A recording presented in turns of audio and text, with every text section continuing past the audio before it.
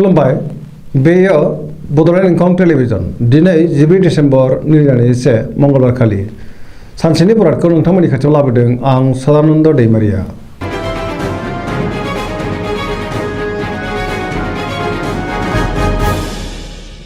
सिगां फरायफिन लादों मेष राशि गिबि हांखो अ ल दिनैनि साना मोजां आरो गाज्रिनि गेजेरजों बाबेरनांगोन गोसोनि साननायफ्रा देबरनांगोन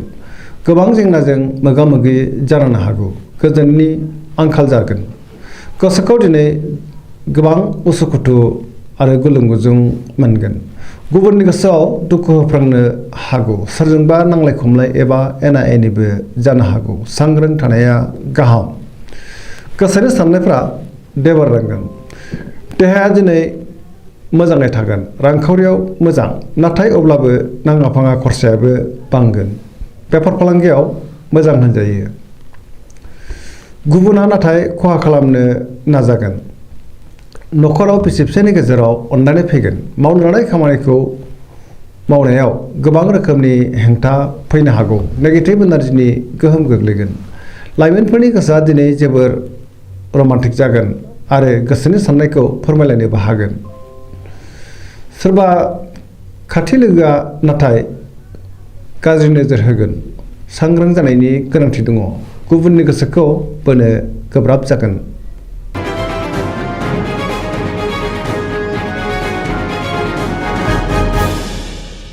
वृष राशि गिबि हांखो इ उ प दिनैनि साना मोजां आरो गाज्रिनि गेजेरजों बाबेरनांगोन गोसोखौ जोबोर उसुखुथु मोनगोन गोसोनि जिंगाया बांगोन गोबां जेंनाजों मोगा मोगि जानांनो हागौ गोजोननायनि आंखाल जागोन बहाबा दावबायहैयोब्ला दिनै सांग्रां जानाया गाहाम जाब्रबथायनि आसा दङ गोथों आरो गोग्गो साननो रोंनाय नङा मावनो लानाय खामानिखौ थि समावनो मावफुंनो गोब्राब जागोन समाजाव मान मोनगोन रांखावरियाव बारा मोजां नङा सोरबा लोगोआ खहा खालामनो नाजागोन सांग्रां जानाया गाहाम बेफार फालांगियाव मोजां नङा गोबां खहा जानांनोबो हागौ न'खराव दिनै बिसि फिसायनि गेजेराव एना एनि फैनोबो हागौ सुथुरा बांगोन देहाया दिनै बारा मोजां थानाय नङा देहाखौ जोथोन लानांगौनि गोनांथि दङ जानाय लोंनायाव सांग्रां जानाया गाहाम सोरबा लोगोजों रायखोमा जानोबो हागौ लाइमोनफोरनि गोसोआ दिनै जोबोर आला खाला जागोन गुबुननि गोसोखौ बोनो गोब्राब जागोन खुसिनि आंखाल जागोन जेबो गोदान हाबायाव आखाइ होथ'यैआनो मोजां नङाब्ला गोबां रोखोमनि गोरोन्थि जानो हागौ नेगेटिभ एनार्जिनि गोहोम गोग्लैनो हागौ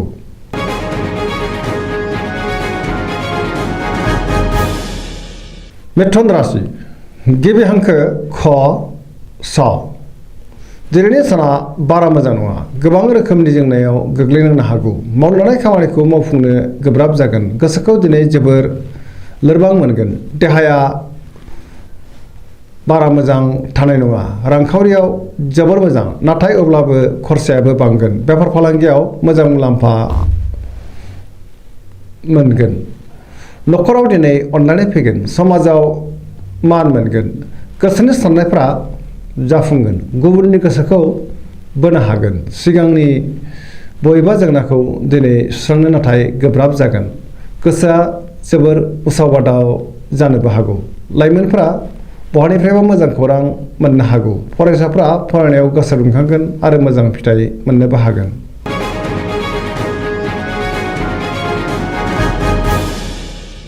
कर्कट राशि गिबि हांखो ड ह दिनैनि साना जोबोर मोजां सोरबा लोगोजों बाख्नाय जानोबो हागौ लोगोफोरनि हेफाजाब मोनगोन गोबां बिथिङाव गोदान आरो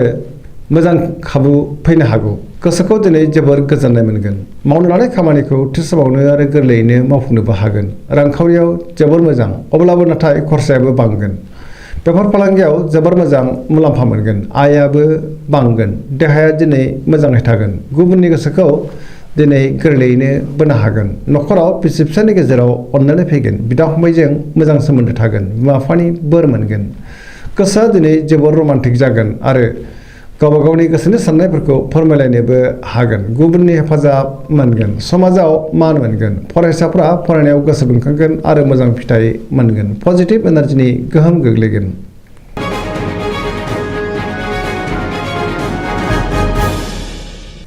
सिंह राशि गिबि हांखो म ट। दिनैनि साना जोबोर मोजां, बयजोंबो अनजागोन आरो अनसायजागोन, गुबुननि गोसोखौ दिनै बोनो हागोन, गुबुनखौ अननोबो रोंगोन,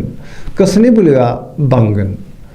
गोसोखौ जोबोर गोजोननाय मोनगोन, देहायाबो मोजाङै थागोन, गोबां बिथिङाव जाफुंसार जानो हागोन, माबा नङा माबा मोनसे मोजां खौरां फैनो हागौ, गोसोखौ दिनै जोबोर रमान्टिक मोनगोन आरो लाइमोनफोरा गावबा गावनि गोसोनि साननायखौ फोरमायलायनोबो हागोन, समाजाव लोगो लेवा बांगोन आरो मान मोनगोन, मावनो लानाय खामानिखौ थि समावनो मावफुंनो हागोन,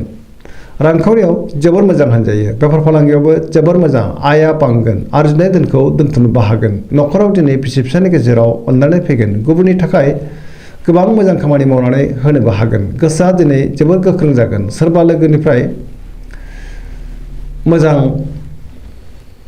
अनसायनाय मोनगोन, गोसोनि साननायफ्रा जाफुंगोन, धोरोमारि बिथिङाव गोसो दुंखांगोन, पजिटिभ एनार्जिनि गोहोम गोग्लैगोन, सरासनस्रायै दिनै साना जोबोर मोजां आरो मोजाङैनो बारग'लांगोन।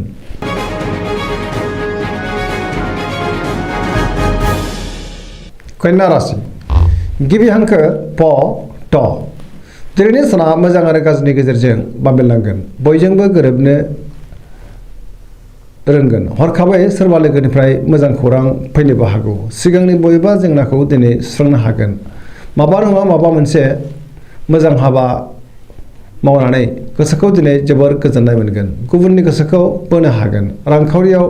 मोजां, नाथाय अब्लाबो नाङा फाङा खरसायाबो बांगोन, बेफार फालांगियाव मोजां मुलाम्फा मोनगोन, देहाया दिनै बारा मोजां थानाय नङा, गोबां रोखोमनि देहायारि जेंनायाव गोग्लैनांनो हागौ, जानाय लोंनायाव सांग्रां जानायनि गोनांथि दङ, गोबां सुबुंखौ लोगो मोनगोन, न'खराव दिनै बिसि फिसायनि गेजेराव अनलायनाय फैगोन, समाजावबो गोबां मान मोनगोन,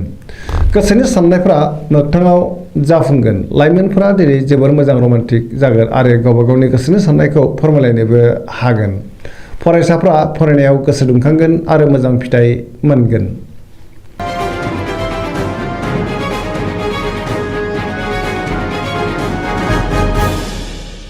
तुला राशि गिबि हांखो र ट। दिनैनि साना जोबोर मोजां, गोसोखौ जोबोर गोजोननाय मोनगोन, गुबुनखौ मान होनो रोंगोन आरो गुबुनजों मान होजागोन, सोरजोंबा बाख्नाय जानोबो हागौ, बहाबा दावबायहैनो खाबु मोनगोन, गोसोआव गोदान बोलो फैगोन, जेरावबो जाफुंसार जानो हागोन आरो बहाबा दावबायहैब्ला जोबोर मोजां आरो मोजाङैनो हान्थिनोबो हागोन,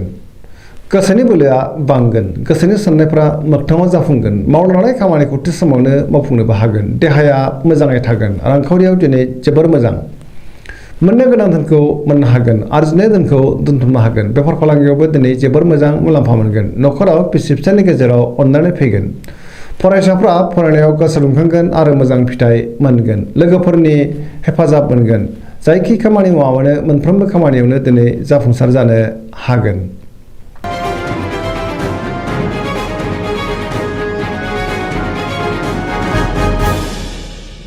वृश्चिक राशि गिबि हांखो न स। दिनैनि साना मोजां आरो गाज्रिनि गेजेरजों बाबेनलांगोन, गोसोनि बोलोआ लोरबां जागोन, सुथुरा बांनो हागौ, गोसोखौ दिनै जोबोर उसुखुथु मोनगोन, देहाया मोजाङै थागोन, नाथाय अब्लाबो नेगेटिभ एनार्जिनि गोहोम गोग्लैनो हागौ, गोसोआव गोजोननाय गैयै जागोन, रांखावरियाव मोजां, आरजिनाय धोनखौ दोनथुमनो हागोन, मोननो गोनां धोनखौबो दिनै मोननो हागोन, बेफार फालांगियाव जोबोर मोजां मुलाम्फा मोनगोन, मावनो लानाय खामानिखौ थि समावनो आरो गोरलैयैनो मावफुंनोबो हागोन, गोसोनि साननायफ्रा जाफुंगोन,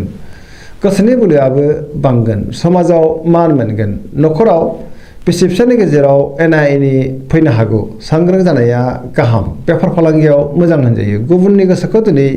बोनो गोब्राब जागोन, सेंग्रा सिख्लाफ्रा गोसोखौ रमान्टिक मोनगोन आरो गोसोनि साननायखौ फोरमायलायनोबो हागोन, फरायसाफ्रा फरायनायाव गोसो दुंखांगोन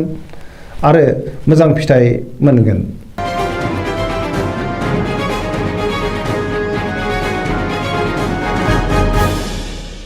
धनु राशि गिबि हांखो ढ फ भ। दिनैनि साना मोजां आरो गाज्रिनि गेजेरजों बाबेनलांगोन गुबुननि हेफाजाब मोननो गोब्राब जागोन गोसोखौ दिनै जोबोर लोरबां मोनगोन गोसोआव गोजोननाय गैयै जागोन नेगेटिभ साननाय फैनो हागौ मावनो लानाय खामानिखौ थि समावनो मावफुंनो गोब्राब जागोन गोसोनि साननायफोरा देबोर नांगोन रांखावरियाव बारा मोजां नङा नाङा फाङा खरसाया बांगोन बेफार फालांगियाव बारा मोजां नङा गोबां रोखोमनि खहा जानांनो हागौ समाजाव दिनै मान मोनगोन देहायाबो मोजाङैनो थागोन न'खराव बिसि फिसायनि गेजेराव अनलायनाय फैगोन बिदा फंबायनिफ्राय हेफाजाबखौ मोनगोन सुथुरखौ गोरलैयैनो फेजेननो हानाय नङा गोसोआ दिनै जोबोर रमान्टिक जागोन आरो लाइमोनफ्रा गावबा गावनि गोसोनि साननायखौ फोरमायलायनोबो हागोन फरायसाफ्रा फरायनायाव गोसो दुंखांगोन आरो मोजां फिथाइ मोननो हागोन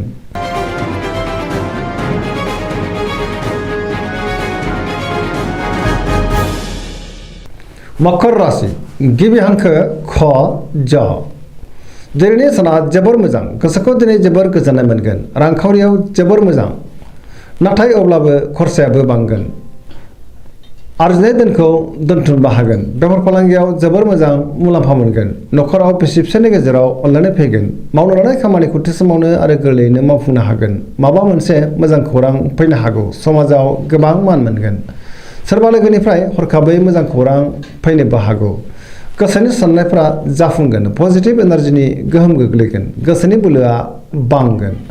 गोसोआ दिनै जोबोर रमान्टिक जागोन आरो गावबा गावनि गोसोनि साननायखौ फोरमायलायनोबो हागोन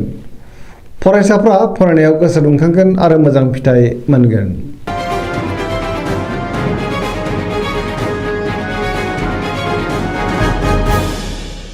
कुम्भ राशि गिबि हांखो ग स स दिनैनि साना जोबोर मोजां गोसोखौ दिनै जोबोर गोजोननाय मोनगोन नाथाय अब्लाबो गोसोनि लुबैनाया बांद्राय जागोन मावनो लानाय खामानिखौ थि समावनो मावफुंनो हागोन समाजाव गोबां मान मोनगोन गोबां मुंदांखा सुबुंजों लोगो मोनज्लायनो हागौ रांखावरियाव जोबोर मोजां होनजायो आरजिनाय धोनखौ दोनथुमनो हागोन गोबां धोन आरजिनोबो हागोन बेफार फालांगियाव जोबोर मोजां मुलाम्फा मोनगोन देहायाबो दिनै मोजाङैनो थागोन अब्लाबो नाथाय जानाय लोंनायाव सांग्रां जानाया गाहाम गुबुननि हेफाजाब मोनगोन न'खराव दिनै बिसि फिसायनि गेजेराव अनलायनाय फैगोन गुबुनजों मोजां सोमोन्दो लाखिनो रोंगोन लाइमोनफोरा गोसोखौ दिनै जोबोर रमान्टिक मोनगोन धोरोमारि बिथिङावबो गोसो दुंखांगोन गोसोनि साननाय आरो लुबैनायफ्रा मोगथाङाव जाफुंगोन फरायसाफ्रा फरायनायाव गोसो दुंखांगोन आरो मोजां फिथाइ मोनगोन